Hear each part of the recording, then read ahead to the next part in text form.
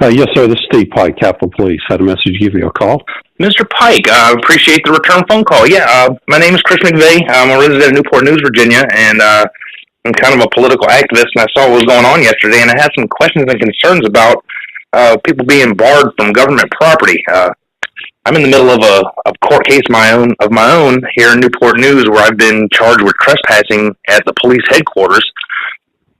And my concern is that the government is supposed to be of the people, by the people, for the people, and you guys are only supposed to get your authority through our consent. And public property is public property, and I don't understand how people can be banned, barred, trespassed from government property if they haven't committed any crimes. And I was watching it live yesterday, and I saw several Capitol Police and Richmond Metro Police standing inside of an iron gate preventing people from entering the Capitol grounds, and the officers weren't answering any questions. And I was just curious if there's any explanation for why they were barred from the property. Well, the Capitol Square has regulations that govern parade, processions, rallies, and protests, and the government can regulate time, place, and manner.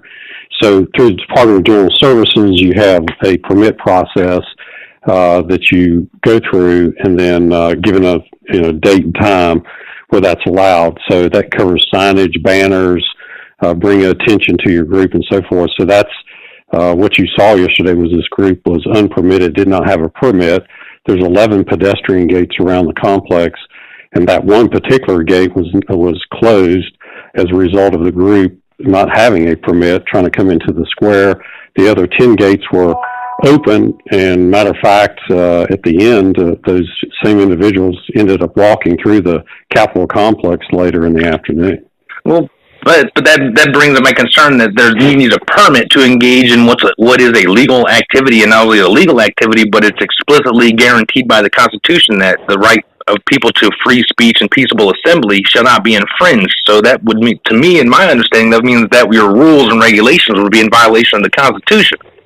Well, the Supreme Court's ruled that the government has the right to set time, place, and manner. Huh. Well, I don't agree with that. I understand it, and I've heard that. I don't know. It seems like a sticky wicket, and we're all trying to get through it here, and it's turned into a pitched battle between the people and the government that's supposed to serve them, and I just don't understand. I don't understand. I'm so confused as to how our country is turning out. It's built on the foundation of people that told the King of England, no, we're not going to take your crap anymore. They certainly didn't get any permits from the King to do what they did. Yeah, it's different times. And what you have to understand, too, is Capitol Square, and I can only speak to where we are, I'm very always want to be in my position as the police chief here. It's a balance, because this complex is used by lots of people every day. It's business purposes, tourism, visitors, school groups, kids, all of that, all the above. So the time, place, and manner is set forth to kind of balance all of those activities out in a public space like this.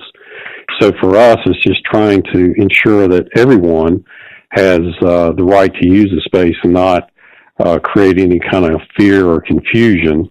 And that's why there's a permitting process. So it's sort of a harm reduction or prevention sort of measure.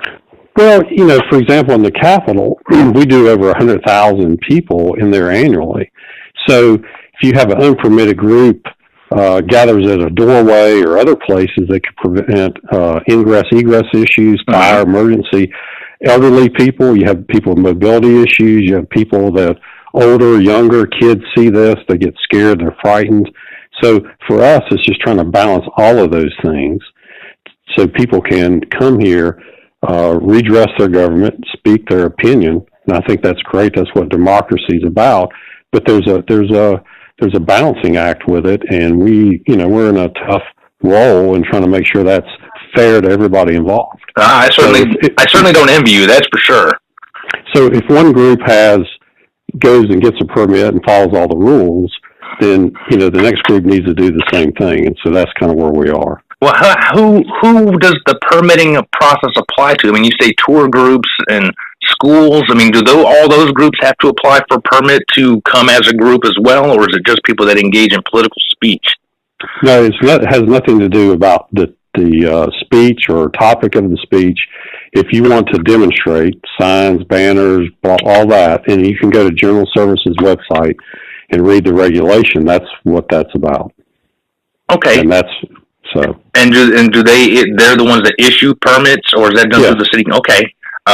And do you have the phone number handy by chance that I can call? If you don't, I'll look it up. It's not a big deal. Yeah, I can look it up for you.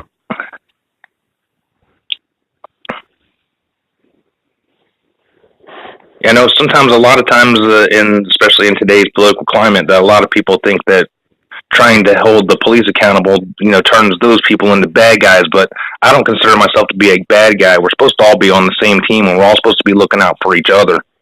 If we turn it into an us versus them mentality, it only adds fuel to the fire. And I'm just trying to get everybody on the same page where we're all free to speak our opinion without restriction, as long as it doesn't cause any harm.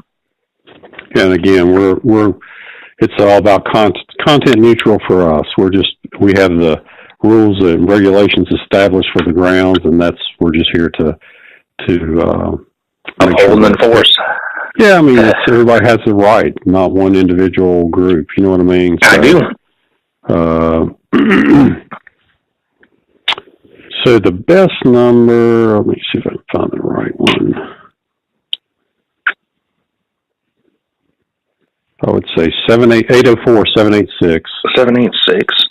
3311. 3311.